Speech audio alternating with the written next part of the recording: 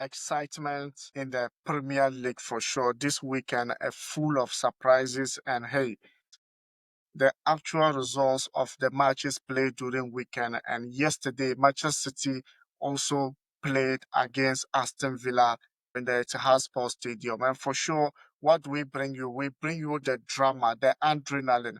For of course, a lot of things happening in the Premier League based on the top four challenge. And if you just join us with me, it's Eddie and Emma.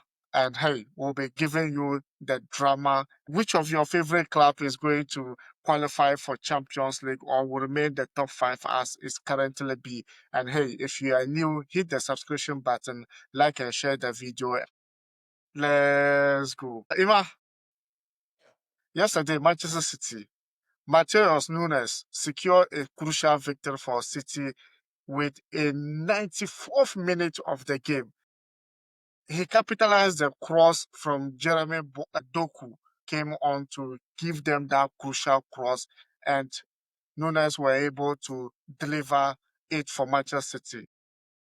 What do you make up of it? Yeah, I think it was a lucky win for Manchester City, and I think a vital 3 points too for them. Looking at the league table and the race for the top five to qualify for the Champions League. Yesterday's win was a vital win for Manchester City, though it was late. But I think the most necessary or the most important part of the game is to get the 3 points, and at the end of the day, yes, that's what they got. A nice assist from Jeremy Doku across the face of the goal, and it was connected by Matheus Nunes into the post. Yesterday, Pep Guardiola played him as a right back, and I think for me he was excellent for me yesterday. And yeah, they got the 3 points, and kudos to Manchester City. I'm just hoping that they will continue with this form and qualify to the Champions League next season, because we want to see teams like Manchester City again in the Champions League next season. So I'm just hoping they continue with this performance for the rest of the games before the close of the. Yeah, of course, before the close of the season for sure. And the Marcus Rashford actually a loan from Manchester United into Aston Villa, and of course, yesterday had an equalizer to the first goal of City with a penalty, and VAR actually confirmed the penalty for Aston Villa. The referee actually snubbed it. What do you make up of that moment? All right, so I think if you are talking of the team you form across Europe, is you can't talk of without talking of Aston Villa. They are in form. I think Emery is doing a very, very good job with the guys. We all saw their performance in, I think, the Champions League. And them playing against City yesterday was a very tough game. I saw that it's going to be a tough game for Pep Guardiola, but yesterday they got a slight win. And with Marcus Rashford, that, as you said, it was a whole lot of Manchester United for him. But him getting the chance in Aston Villa to revive his career, getting the playing time, now he looks happy. He looks confident on the ball, being able to convert the goal. Also has a couple of chances. Yeah, as my brother said yesterday, Manchester City got that was a slight win. They got a slight win, and Aston Villa is still good. They will still have a place in the top four. Aston Villa will still have a place for the top four. We'll get there though. But then after that win, Pep Guardiola still said the season for Manchester City is so bad, emphasizing on the 18-point gap between them and the league leaders, Liverpool. Do you think he also talked about the consistency of the Premier League, how important to stay consistent in the Premier League?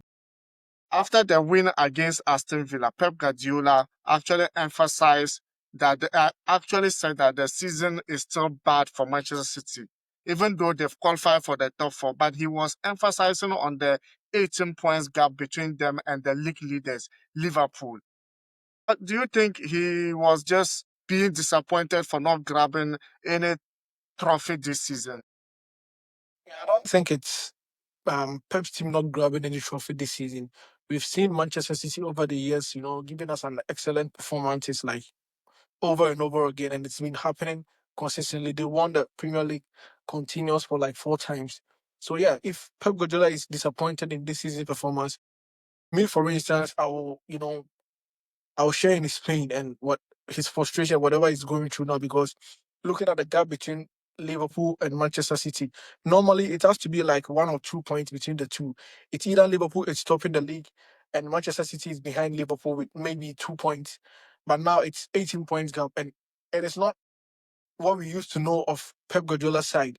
They'll put up a performance, they'll put up a challenge. So if he's comparing this season's performance to the previous seasons, that means, yeah, this season his side has been shambolic. Their performance has not been up there, but some way, somehow, they are finding their feet and they are qualifying to the UEFA Champions League. I'm just hoping maybe next season they will just do some changes in the team and you will see a new Manchester City. For me, yeah, I think Pep is right. This season, any Manchester City fan will know that their team is not performing to the best of their ability, and yeah, it is clear on the league table. To know, so based on what you saw this weekend, is it time to say that Nottingham Forest are serious contenders for the Champions League play for next season? And that is top five for Yeah, the for me, Premier looking League. at their manager, he's an experienced manager, Nuno Espirito Santo. This is not his first time in the Premier League. He's handled Wolverhampton Wanderers before leaving the Premier League. He's handled teams like Tottenham Hotspur. So yeah, I think they're in a poor position to play the UEFA Champions League this season. We can't write them off. And bear in mind, they have history in the Champions League, so they've won the trophy before. And sometimes this kind of history will energize the guys.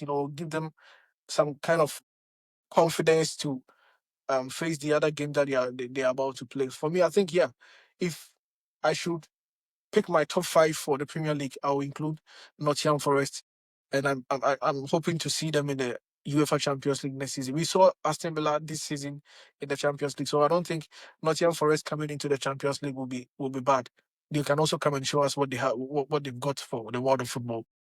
But Manchester United, there's a confirmation that they are out in terms of like going on relegation. They are no longer going to go on relegation, even if they lose all the 5 matches that is remaining.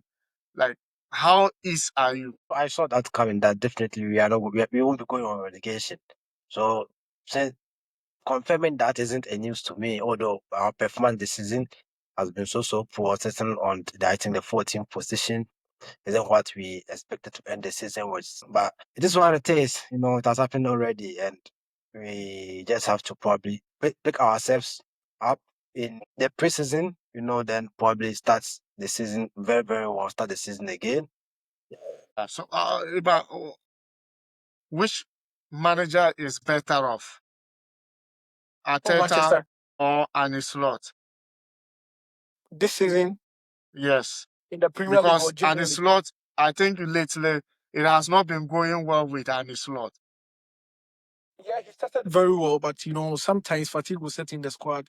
You can't give an excellent performance throughout the season.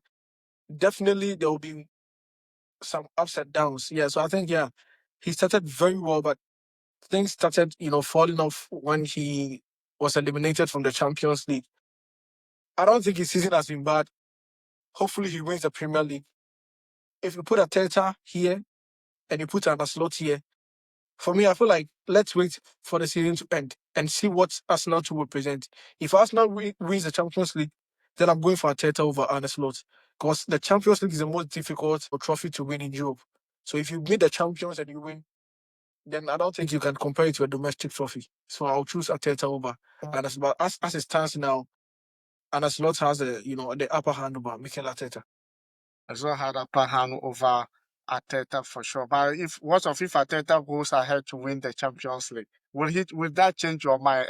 Of course, of course, of course, of course. Because Arteta with Arsenal, he has been there for almost 5 seasons now, and he hasn't been able to present any domestic trophy or any, European trophy. So if he goes ahead this season to present Arsenal with the Champions League, then we will give him his flowers.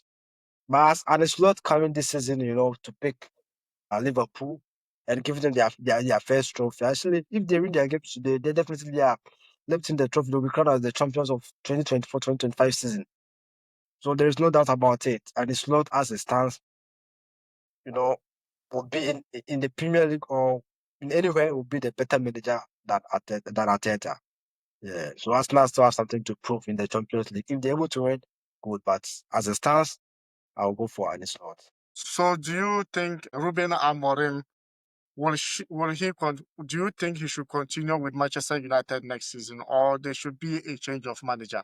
All right, I'll still think he still have something to do for Manchester United. Although he came, it was a rush. He came for he came for the job, you know. And you all know there's a whole lot going on around Manchester United. The players, they are mentally not there. So I think he still has a lot to do. He still has a lot to do. See how he will approach next season. He will start the season with the boys, and at the end of the season, we will testify whether he is right for the job or not. But this season, he came in the middle of the season to pick the club, and things didn't go as we expected. But we are still in the European. I mean the Europa. So let's see how things will end by the end of the season.